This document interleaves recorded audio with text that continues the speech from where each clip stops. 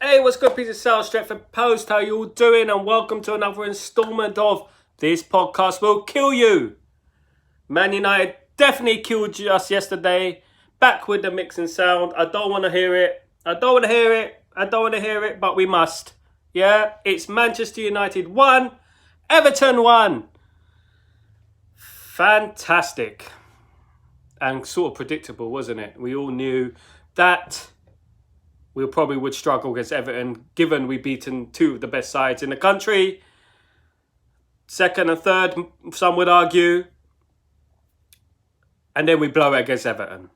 It reminiscing of the time, Blazing Squad, reminiscing of the time. Look, of the Sheffield United game, and the Bournemouth game, and the Newcastle game. The same situation. The same situations. Over and over again for years and years and years. We beat the big sides, but when the small sides come up, we have a cigar. Forget it. But I'm not only blaming the players. The tactical setup was wrong from Ole. Jesse Lingard should not have played. Jesse Lingard is good against teams that attack us, who give us space for Jesse to do his little running man ting around the pitch. But when teams decide to defend against us, Jesse has no clue. It's like a big wall in front of him and he's 3 foot tall. He can't climb the wall. He can't get the ball to the forward players. This is the problem. I don't know how I should draw you a picture. Should I draw Ollie a picture of what goes on at Old Trafford? When teams sit back, what type of team you need to play? When teams sit back, stretch the game. Have width. Yeah? You need players who can unlock the door. Right? Gomez has been screaming out for a chance, but we just won't play him. Even Greenwood could have played there instead of Lingard. I know Greenwood is not a number 10, but he could have played there instead of Lingard. He would have done a better job. He has more creative skills. He has more technical ability than Jesse Lingard. Now, I don't want to just attack Jesse Lingard, but I want to say this, yeah? All due respect to Jesse Lingard and his family issues or his personal issues that he's going through. But I'm going to say it like this. There is no room for sentiments in football. There's no room for sentiments in football, right? The best player plays. The club will look after you regardless. But if you're not good enough to play on the pitch, don't give us these sob stories. I know I'm sounding harsh, but don't give us these sob stories before a game. The reason you've been performing for 6 months is because you're just not good enough, mate. Jesse, you're just not good enough. You're not good enough for Man United. You come out with, bits of class here and there, bits here and there. You might hit the long shot in against Panama or something like that. You might do the odd thing. You maybe were a better player a couple of years ago. But now you're just not the player. You're not the only one, mate. You're not the only one. And I'm sorry about that. And I'm sorry what's going on in your family issues. But there's no room for sentiments in football. All right? That's not how life works. I don't get extra benefits because I'm going through something at my job. I don't get extra incentives at my job because it's unfair, isn't it? I don't get favoritism because it's unfair, isn't it? Now, today was the Europa League draw. What do you think about that, ladies and gentlemen? We got Club Brugge, of all teams. I felt like it's a good draw for us. I feel like we should go through. Kiss of death. We should go through because we're away first leg. I know that shouldn't be the only excuse against Club Brugge, but we're away first leg, second leg at home. I think we'll squeeze through. I don't think we'll make it easy for ourselves, but I think it could have been worse. There's hard draws out there. The Champions League in particular, you got Chelsea against Bayern Munich and Liverpool against Atletico Madrid, which is very interesting because Atletico are a defensive side. Simeone picks his side up to defend, and as a unit, very Jose-esque. Liverpool are a very attacking side, so I'm intrigued to see what is going to happen in that game. I do think Liverpool will go through. I think 1-0 or 2-0 on aggregate. Chelsea, on the other hand, au revoir, Chelsea. I'm sorry, mate. sayonara, you're going out against Bayern. I cannot see Chelsea for the life of me knocking out Bayern Munich. You know, Mason Mount has to climb a mountain to get out of that one. I'm telling you, Chelsea are not going through. Unfortunately.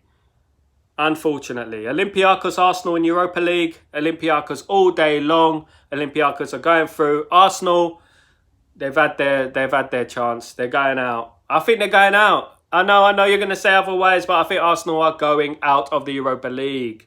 I hope they are anyway. Now, I want to thank everyone for joining me on these podcasts.